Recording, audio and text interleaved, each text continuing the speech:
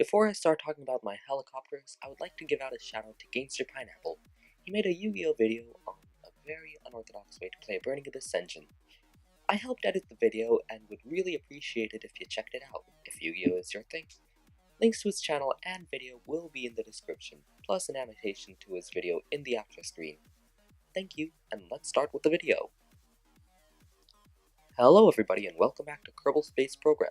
This is Kiwi Slice, and today is not a conventional video as you can tell. I saw Scott Manley's livestream playback on Kerbal helicopters and decided to make my own response. The results of an hour's gameplay is playing behind my voice, and I will be comparing those to his builds and what I analyzed and tried to build from his video. Keep in mind, these builds were not meant to replicate exactly what Scott Manley tried to create. I do not have extensive knowledge on physics and motion, and these builds are only in vanilla KSP, without cheats. I highly recommend seeing his video. He puts out some very smart content, and he's very entertaining. All the build phases in my video are sped up by 20 times the original amount, while all the launch tests were sped up by 2 times. I also enabled the aerodynamic physics overlay just to get an idea of how a helicopter would achieve lift. With introductions out of the way, I would like to discuss some of the differences in design by myself and Scott Manley. One of his design choices that was different to mine was making a heliglider. Once the helicopter blades became unstable, Scott Manley would use a glider to gain a safe landing. However, I feel that the extra weight from the glider might have been a problem. While he used something for very stable on the lower half, that increased his weight and would require more lift to be able to fly, which led to my next difference: larger blades. Larger blades are a problem because Kerbal Space Program's build engine does not have a proper way to bind the objects that the parts touch. When the parts gain a lot of centripetal force, they want to stray away from the central piece binding the blades together. This proved to be an issue in both of our tests. Due to the build engine's improper binding and the momentum with the force around the copter, the vessel became unstable under its own force and collapsed, exploding parts and throwing the vessel in a random direction. I decreased the length of the blades by only using one B-type wing connector, then adding fuel tanks to those blades, with nose cones or air ducts at one end and the Wheelsley engine at the other. Finally, my last design choice that differed from Scott Manley's is that he used friction wheels to smoothen the rotation. I did not use these because, once again, I did not do extensive research on helicopters, and I built this model in my head. Trying to use the reaction wheels and friction plates did not really help me because, once again, looking over the footage, the copter was rotating with the blades and even seemed to wind up before takeoff. This could just be a problem with my computer's frame rate or anything else that might have been a problem with my build.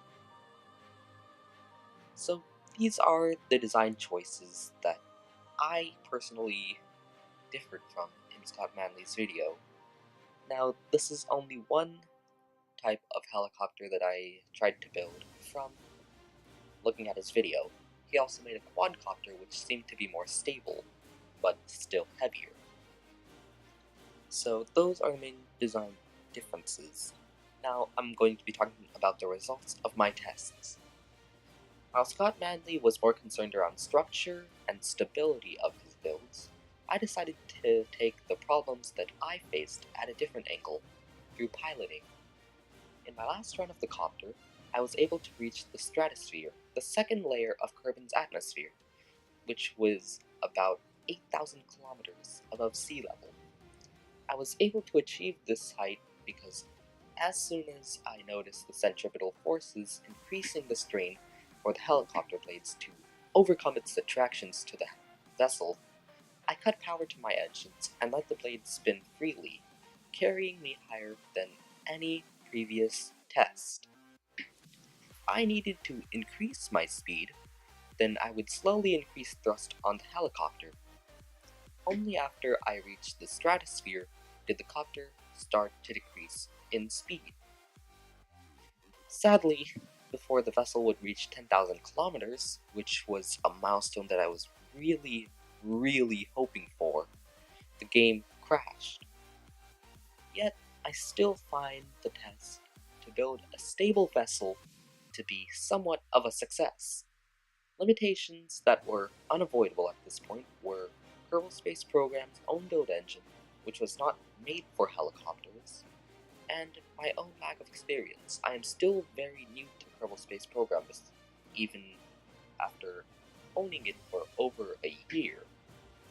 I'm still very new to how to build rockets, I'm still very new to staging.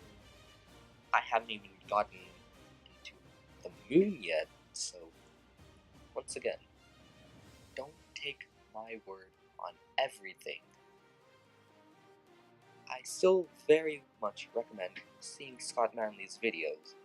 He puts out very smart content, very entertaining content, and once again, I'm going to reiterate my shout out to Gangster Pineapple. He made an amazing Burning Abyss engine in Yu-Gi-Oh! Please check it out if you're interested. And I think I'm going to leave it at here. You can watch the rest of my tests. And yeah, thank you so much for watching. If you liked this video at the end, please hit that thumbs up. If you want to see more Kerbal Space Program content, maybe some Yu-Gi-Oh! Content, click on the red subscribe button. But anyways, thank you, and I will see you in the next one. Goodbye.